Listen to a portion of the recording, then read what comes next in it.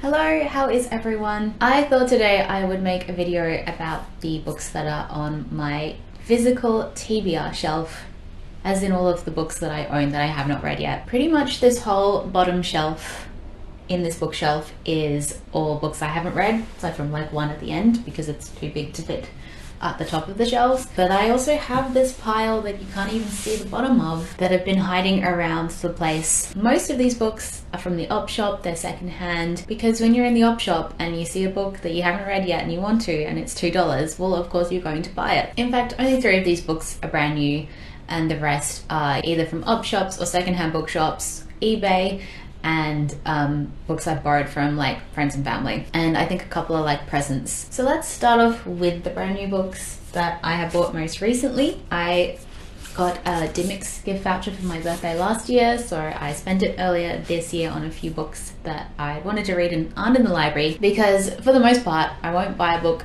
if it's in my library. So that's why these books are here, because they're not in the library for the most part. I bought Abigail by Magda Szabo. This was a book I was thinking about buying when I was in the UK. I saw it in a bookshop there, and I've heard a lot of good things about this book, especially as it's set in a boarding school, and I have always loved boarding school set books. But I really wanted the American cover rather than this one because the American cover is so pretty. So I thought I'd try and buy it online, but then soon realized even like on eBay that was going to cost a lot of money. So I ended up just buying this one from Dimmix with this cover. I also bought Woman Eating by Claire Coda, which is kind of like from a few years ago now, when there was that trend of books coming out that were about women who were like cannibals or vampires, and this is a vampire one. But I remember picking it up in a bookshop and like reading the first page, and I really liked the writing style. So unfortunately not in my library, because it's definitely one I would have just got from the library, but because it was a gift card I bought it. And then this is one I did buy in London, which is Valley of the Dolls by Jacqueline Susan. Apparently this was like a massive bestseller when it came out in the 60s in the US, and I've just heard it's like a fun book to read, I think. I don't know. So yeah, looking forward to reading that one. Let's do this pile of Elena Ferrante books, which I found in the op shop. I found the like whole quartet thing all together, so I couldn't resist buying that. And then more recently I found The Lying Life of Adults. But I've only ever read My Brilliant Friend by Elena Ferrante, and I thought it was okay. I didn't mind it, but it didn't really propel me to read the rest of the series. And it's at the point where I read it so long ago that if I wanted to read the whole series, I'd have to read that one again. So it's kind of put me off reading it. So let me know, should I actually read Ferrante, or have I missed the boat? Is it something that I should keep going with? Are the other books better than the first of this quartet series? Do you think they'd be more up my alley? Let me know. I found 2 of the Wicked novels in the op shop, which, like, who could not buy novels that have like bright colors on the edges of the page? I am very excited for the movie version of Wicked to come out, and the musical is finally coming back to Perth at the end of this year, so I'm very excited to get tickets for that, because I've only ever listened to the soundtrack while reading the Wikipedia page. That has been my Wicked experience. I am aware that the book of Wicked is very different from the musical, so I kind of want to read this before I see either the movie or the stage musical. That could maybe be a separate video. Another recent op shop find, The Diary of a Provincial Lady by E.M. Delafield, which I've never heard about, but apparently was a huge bestseller at the time. It's one of those like 1930s British novels that I'm kind of like into at the moment, and is meant to be a bit of a satire on, I think, upper or middle class society in the UK at that time.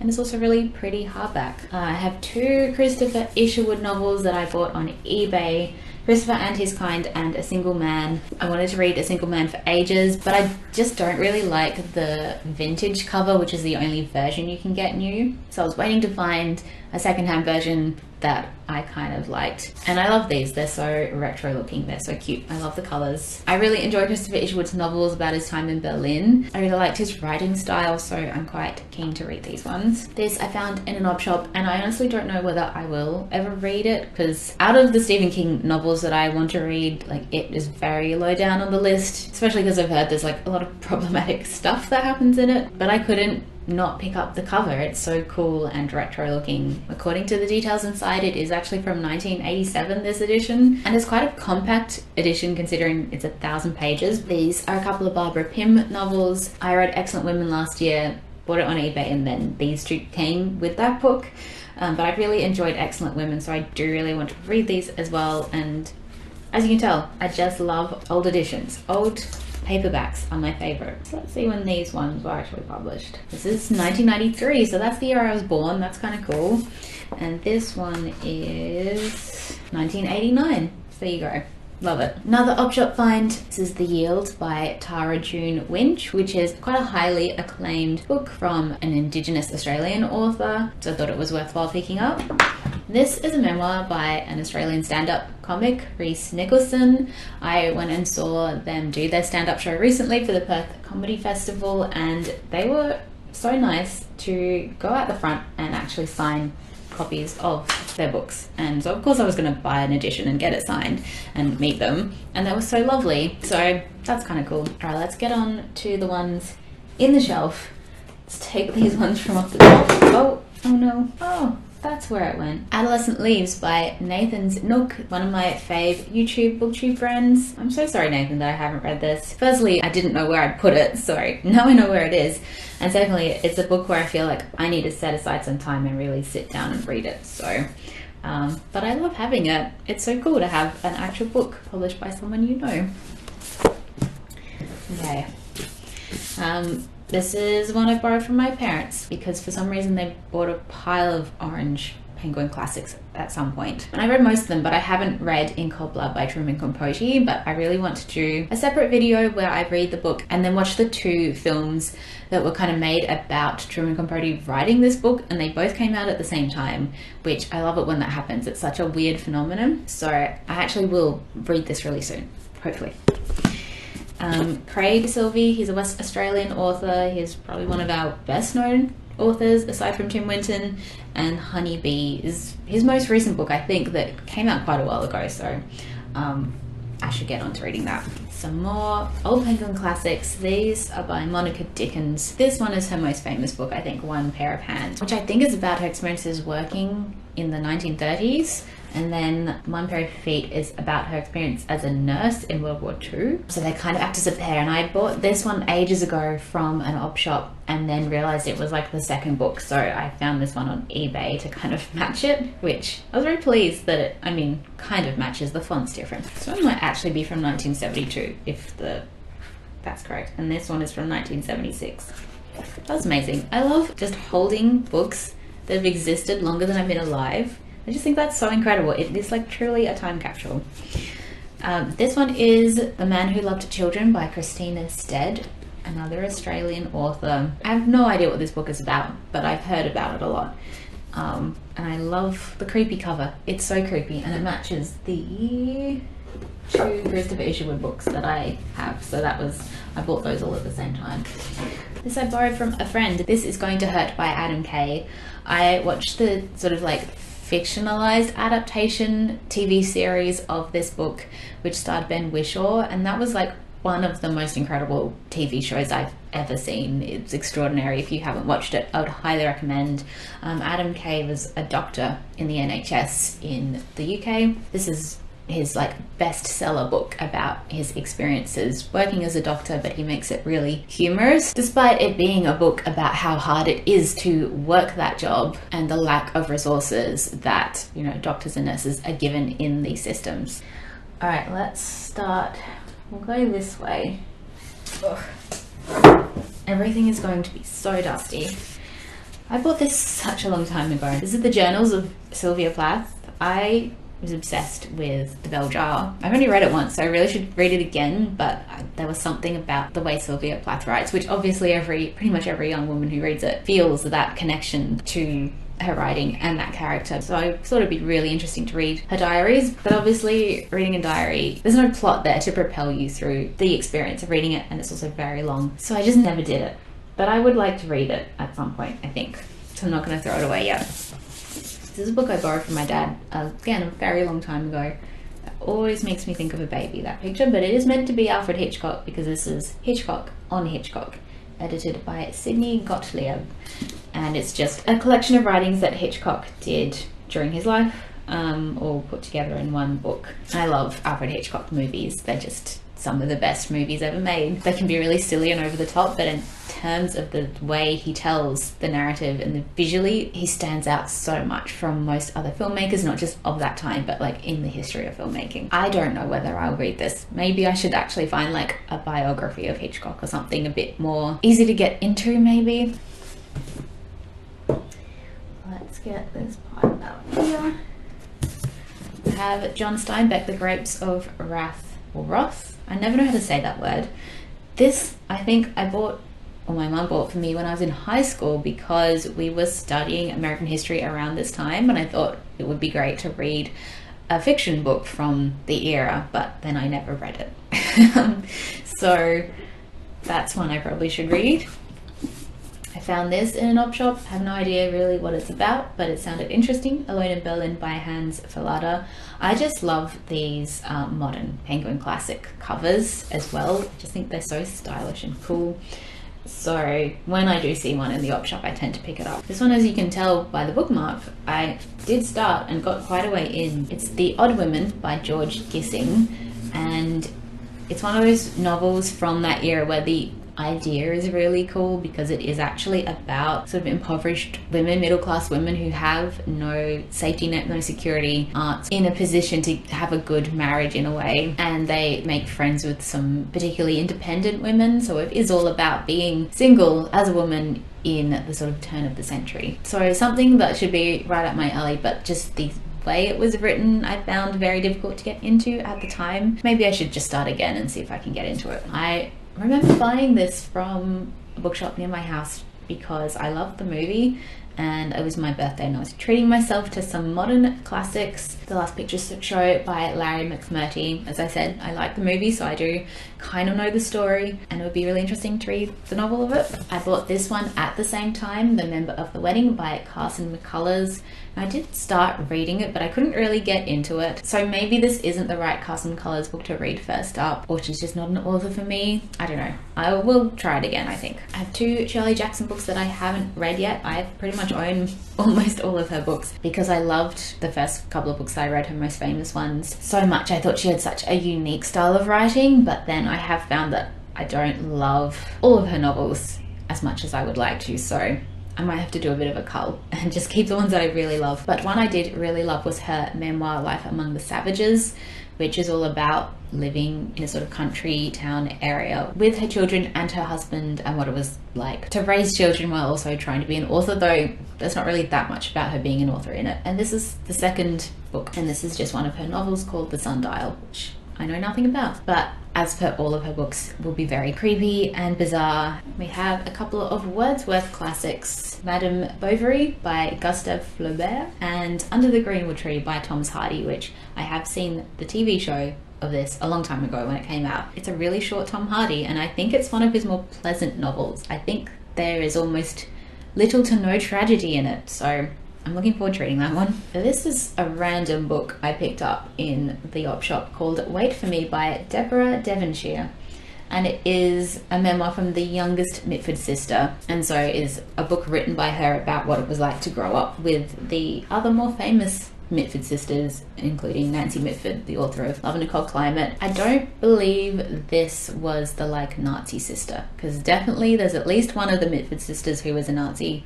So I tried to avoid reading any of her writing, but I think the youngest one's okay. So I might read that. They had such an eclectic sort of upbringing and life that it's always kind of interesting to read about.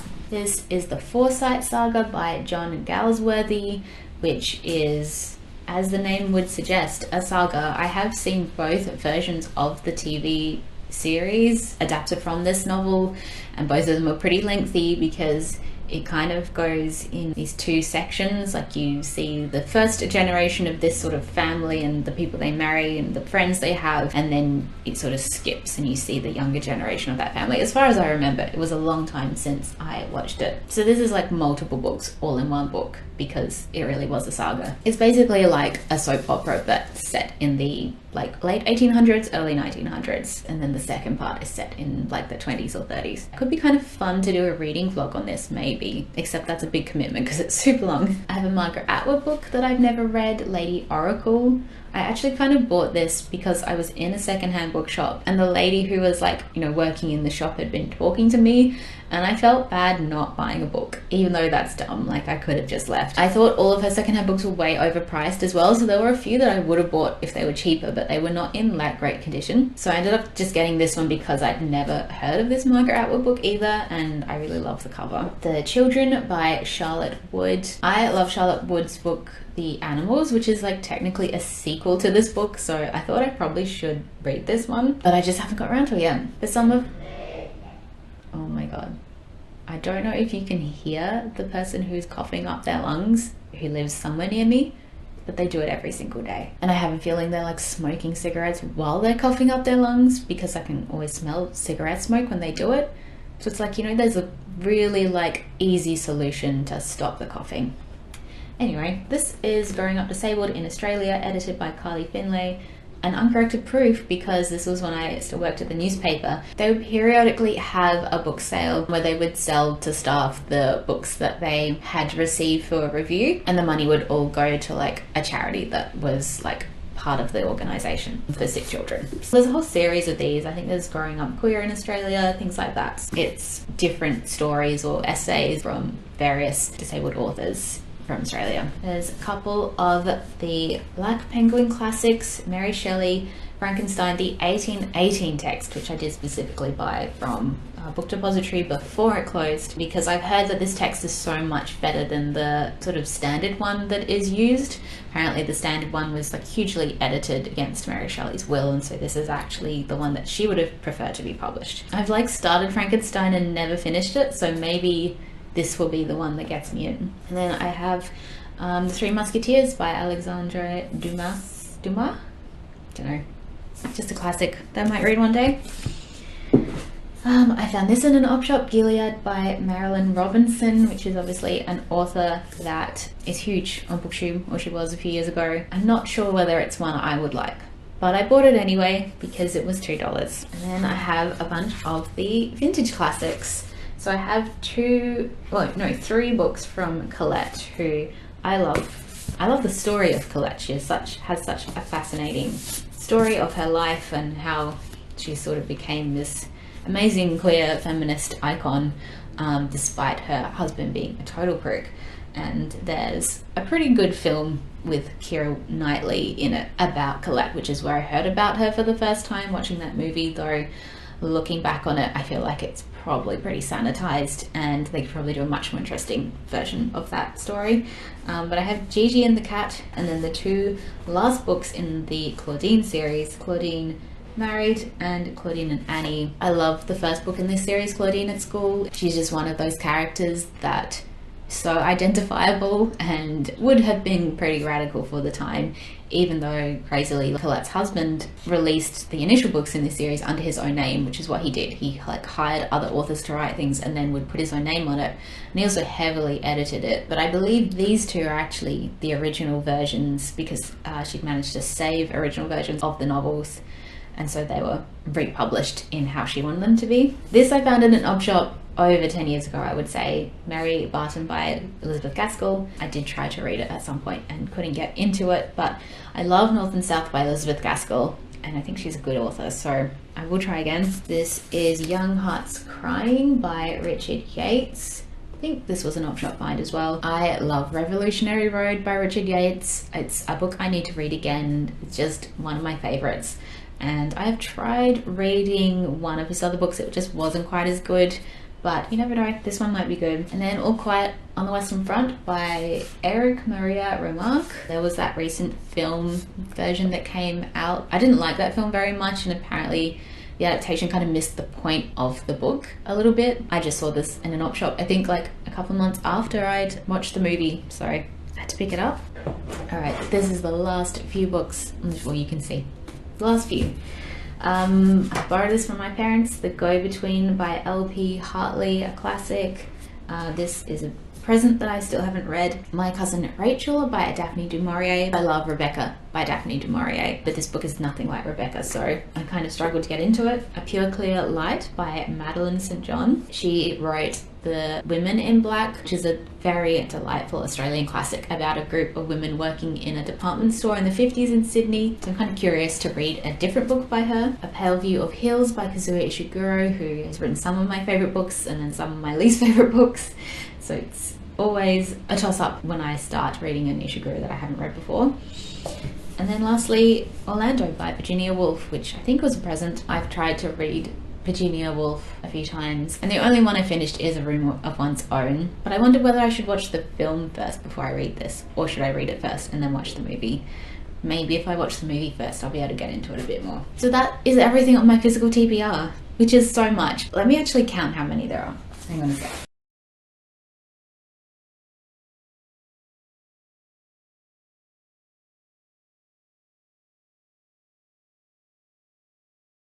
That is 54 books in total, and my reading goal at this point in time is like 24 every single year, so this is literally would take me years to read all these books, but that's okay because they're not going anywhere. So I finished editing the whole video before I remembered that I actually have books on this bookshelf in my living room that I haven't read yet, so I'm just going to go through those really quickly. I have 3 books by Nancy Mitford that I bought from eBay because I'm obsessed with these colors and I wanted the whole set, though I think I'm still missing a couple. So I haven't read The Blessing or Don't Tell Alfred, which are part of the quartet of books in the Pursuit of Love / Love in a Cold Climate series about the same character. And I also haven't read a standalone novel that she wrote, Wigs on the Green. These are all books set in around the 30s in the UK. And then kind of in the same era, also from the UK, there are a couple of Evelyn Waugh books that I haven't read. I also bought these on eBay because of wanting these particular covers that I think are cool. If it will focus. A Handful of Dust and Vile Bodies are the 2 that I haven't read yet. So that actually brings my total of books that I haven't read up to 59. Thank you so much for watching. Please let me know if there's anything out of this massive pile that I should prioritize, anything you've really enjoyed or you think I would really enjoy. Is anyone else out there an op shop, like secondhand book hoarder like me? Thanks so much for watching. I will see you next time. Bye.